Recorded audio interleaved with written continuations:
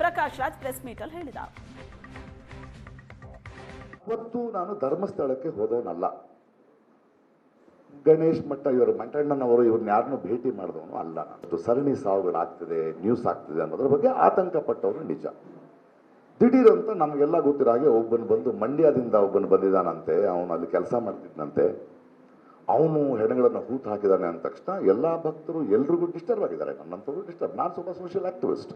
ಇದ್ರ ಬಗ್ಗೆ ಒಂದು SIT ತಂಡ ಮಾಡಿ ಅಂತ ಸಿದ್ದರಾಮಯ್ಯನವ್ರಿಗೆ ಮಿಕ್ಕದವ್ರಿಗೆ ನಾವು ಒತ್ತಡ ಹಾಕ್ತೀವಿ, ಬಿಕಾಸ್ ನಾವುಗಳು.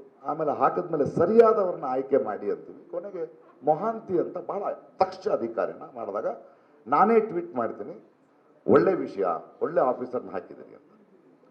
ಹೀಗಿರಬೇಕಾದ್ರೆ ನನಗೆ ಒಂದು ಫೋನ್ ಬರುತ್ತೆ.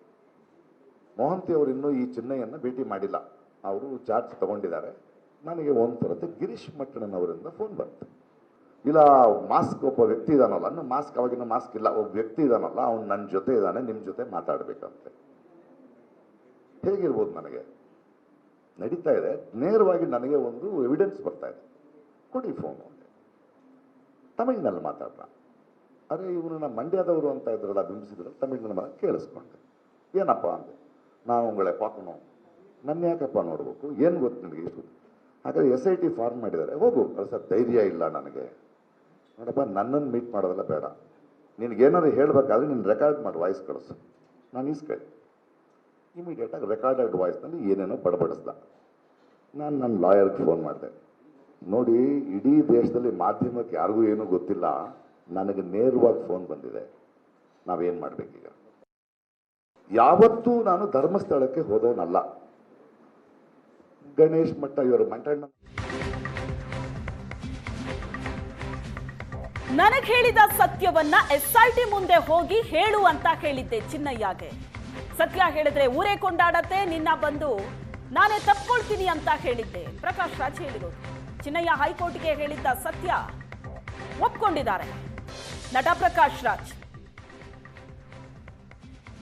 ಹೌದಪ್ಪ, ಊರೇ ಕೊಂಡಾಡೋಂಡ ಅವನ್ನೇ, ಊರೇ ಕೊಂಡಾಡುತ್ತೆ, ನಾನೇ ಬಂದು ನಿನ್ನ ಅಪ್ಕೊಳ್ತೀನಿ ಅಂತ ಹೇಳಿದ್ದು ನಿಜ ಅಂತ ಹೇಳಿದ್ದೀನಿ.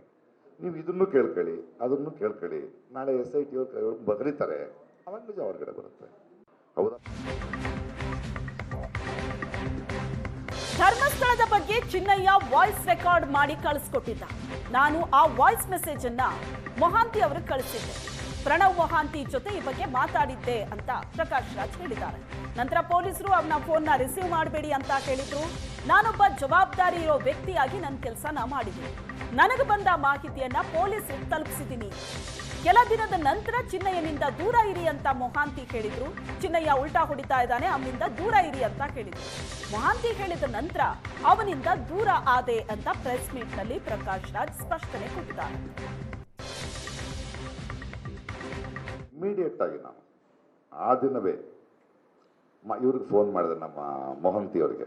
ಮೊಹಂತಿ ಸರ್, ಇದು ಫಾರ್ವರ್ಡು ಈ ಥರ ಇದೆ, ನಾನು ನಿಮ್ಮನ್ನು ಭೇಟಿ ಮಾಡಕ್ಕೆ ಬರ್ತಾ ಇದ್ದೀನಿ ಅಂತ ನೇರವಾಗಿ ಅಪಾಯಿಂಟ್ ತೊಗೊಂಡು ಬಂದು, ನೀವು ಮಂಡ್ಯದವಲ್ಲ, ತಮಿಳು ಮಾತಾಡ್ತಾರೆ. ಅದು ಯಾವ ಭಾಷೆ ಪ್ರಕಾಶ್? ನೀವು ಹಲವು ಭಾಷೆ ಮಾತಾಡ್ತೀರಲ್ಲ, ಅದ್ರ ಸ್ವಲ್ಪ ತೆಲುಗು ಮಿಕ್ಸ್ ಆಗಿದೆ ಸರ್, ಇದು ವಿಷಯ. ನಾನು ನನ್ನ ಕರೆಸಿ ಮಾತಾಡ್ತೀನಿ. Thank you for the information, it is helping me to investigate. ನಾನು ಕೂತ್ಕೊಳ್ತೀನಿ. ಒಂದು ಸ್ವಲ್ಪ ದಿನ ಆದಮೇಲೆ ಕೇಳ್ತೀನಿ, ಏನಾಯಿತು ಸರ್? ಪ್ರಕಾಶ್, ಇನ್ಮೇಲೆ ಆ ಫೋನ್ಗಳು ತಗೋಬೇಡಿ, ನೀವು ಕಳಿಸಿದ್ರಿ, ಅವನನ್ನು ಕರೆಸಿ ಮಾತಾಡಿದೆ, ಅವನೀಗ ರಿವರ್ಸ್ ಆಗ್ತಿದ್ದಾನೆ. Okay sir, thank you. So ಅವನು ಹೇಳಿರೋದು ಕರೆಕ್ಟು, ಅವನು ನನಗೆ ಫೋನ್ ಮಾಡಿದ್ದು ಕರೆಕ್ಟು. ಇಮ್ಮಿಡಿಯೇಟ್ ಆಗಿ ಒಂದು ಬಾರಿ ವೀರೇಂದ್ರ ಹೆಗ್ಗಡೆ ಅವರನ್ನ ಭೇಟಿಯಾಗಿದ್ದೆ. ಅದ್ಭುತ ಮನುಷ್ಯ ಅವರು. ಧರ್ಮಸ್ಥಳದ ಬಗ್ಗೆ ನಾನ್ಯಾಕೆ ಅಪಪ್ರಚಾರವನ್ನ ಮಾಡಲಿ? ಪ್ರಕಾಶ್ ರಾಜ್ ಮಾತಾಡಿದ್ದಾರೆ. ಆರೋಪಿ ಚಿನ್ನಯ್ಯ ಸುಳ್ಳು ಹೇಳಿದ್ದಾನೆ ಅಂತ ಪ್ರಕಾಶ್ ರಾಜ್ ಸ್ಪಷ್ಟನೆ ಕೊಟ್ಟಿದ್ದಾರೆ. 200 ಕೋಟಿ ವ್ಯವಹಾರ ಷಡ್ಯಂತ್ರದ ಬಗ್ಗೆ ನನ್ನನ್ನ ಎಳೆದು ತರಬೇಡಿ.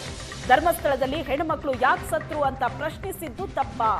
ಬಿಜೆಪಿ ವಿರುದ್ಧ ಮಾತಾಡ್ತೀನಿ ಅಂತ ಧರ್ಮಸ್ಥಳದ ಕೇಸಲ್ಲಿ ತಳುಕು ಹಾಕ್ತಾರೆ ಅನ್ನೋದು ಪ್ರಕಾಶ್ ರಾಜ್ ಅವರ ವಾದ.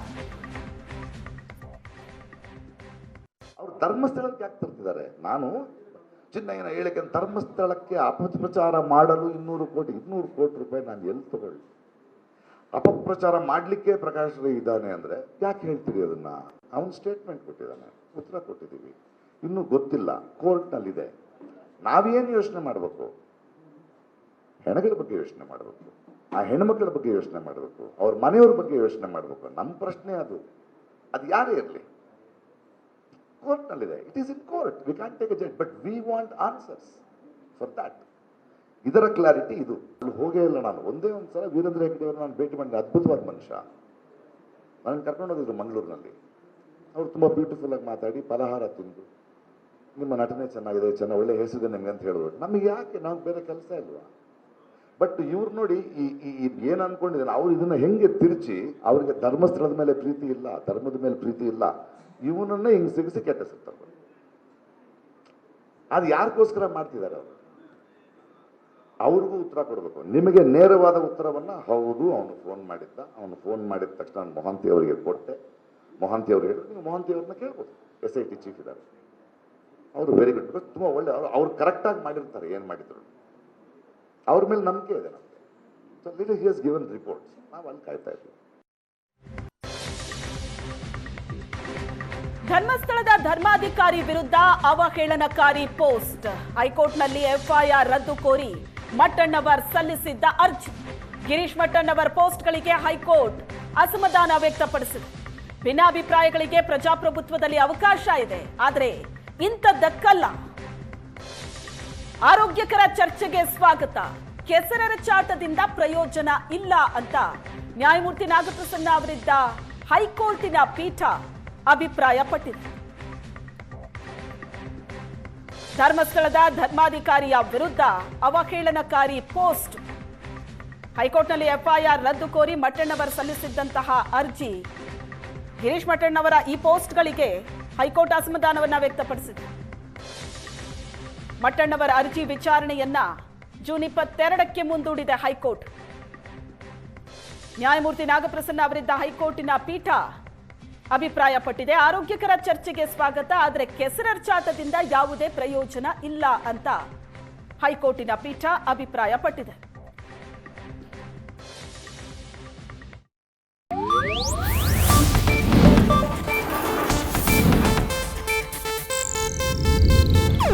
ಇದು ಏಷ್ಯಾನೆಟ್ ನ್ಯೂಸ್ ನೆಟ್ವರ್ಕ್ ಪ್ರಸ್ತುತಿ.